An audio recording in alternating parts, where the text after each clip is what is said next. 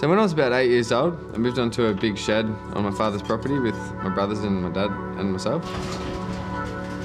It was very humbling because it had us appreciate the basics of having a roof over our head. And that's actually where the first models were started for the BuiltQuik frames.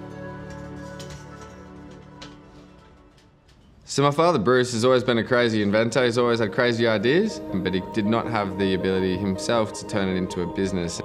So that's where my brother Hayden took it on himself to go and do an MBA. And from there we got funding, we developed and patented the housing product.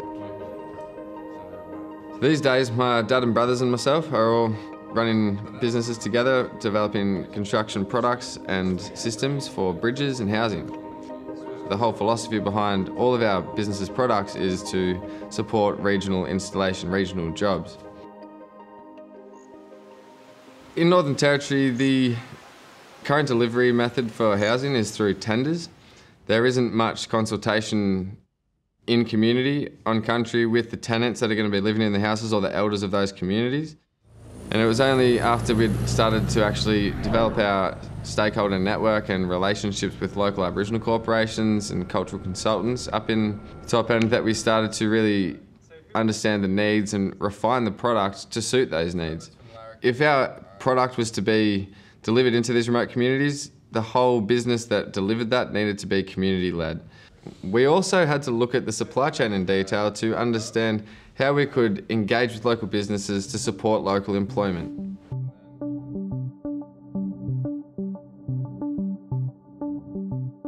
So as a small business trying to achieve such a grand vision, we recognised quite quickly that we needed the credibility of an academic institution such as the University of Wollongong.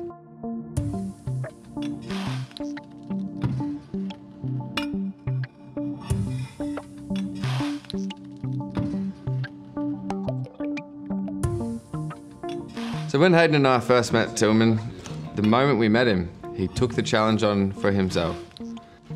It was really a very innovative concept that they've presented. And they were looking for a researcher that can help them with developing and refining their business model, as well as developing a supply chain solution. The deliverables from the collaboration were really focused on having a turnkey solution for both the community's expectations of the product, but as well as that the Northern Territory Government and the Federal Government's requirements to actually fund our housing, which makes the business model for the communities viable. The aspect that I brought in is I really see BuiltQuik as a service provider to community, moving it from a frame manufacturing business to a licensing IP business. So then we actually license our technology to the communities directly. The frame is also a vehicle for job creation and skill development. Instead of just delivering product that we supply, we actually train people to deliver the product themselves. So you don't have people flying in and flying out building houses. You develop skills long term to create sustainable housing.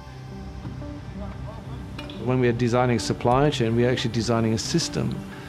We're looking at it as like reshuffling the parts.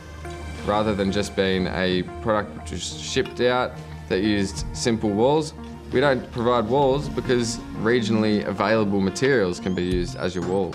The fit out and the design of the central frame is left to the community. They can determine how they want to live their life. The fabrication is done by indigenous fabricators, so the end-to-end physical supply chain is owned by the indigenous communities. Supply chain concepts embedded is mass customization? I had a whole team working on this project as well. Colleagues from IT joining, students from the Masters of Science, so it was a real team effort. The main ways that Tillman helped to make the concept viable was to refine the details and to identify the necessary elements of the system which still needed development. We have then been able to go back up to Northern Territory and establish relationships to fill in those certain parts of the model with local partners, local businesses, to provide all of the supplier capabilities that would actually be the turnkey delivery partners for remote community delivery of housing. Upon completion of the tech voucher, we had a roadmap to the commercialisation of the system.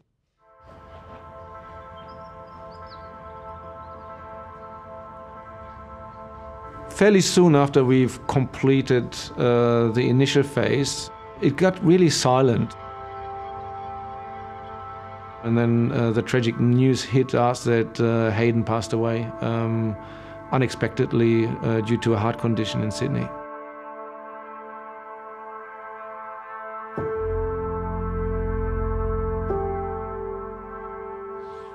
I don't know.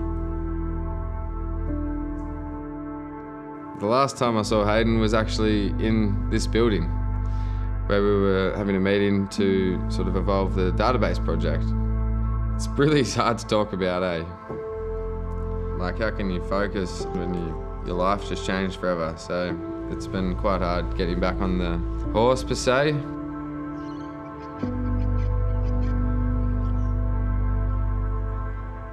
Because we established this mentoring relationship early on, it continued and it got very personal at some point. Tillman has been absolutely instrumental to my healing and supporting what needed to be done, getting done.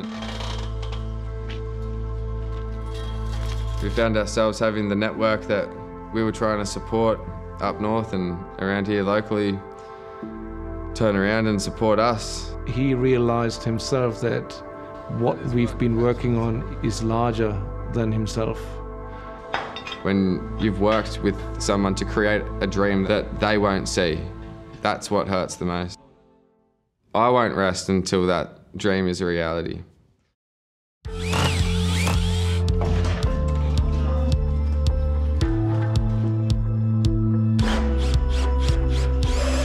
When we finished the initial collaboration, it really was the end of the development phase of our business and the beginning of the commercialization of our designs. What we're doing is we designed a supply chain in theory, and now it's about implementing it, testing it, and make it work in practice. There's this strong belief in the solution, and we continue working together, looking for the next round of funding. We have had so much support from government, industry, communities, and it's an obvious paradigm shift. It's an obvious step change, but not one of us can get there individually. We have to all get there as a collective. I think BuiltQuik's future looks bright. They have a great product with a great business model. Because it's modeled on a 20-foot container, you can provide shelter, homes, and economic stimulation anywhere in the world. Basically, it's going to change the world. Thanks for coming. Anyway.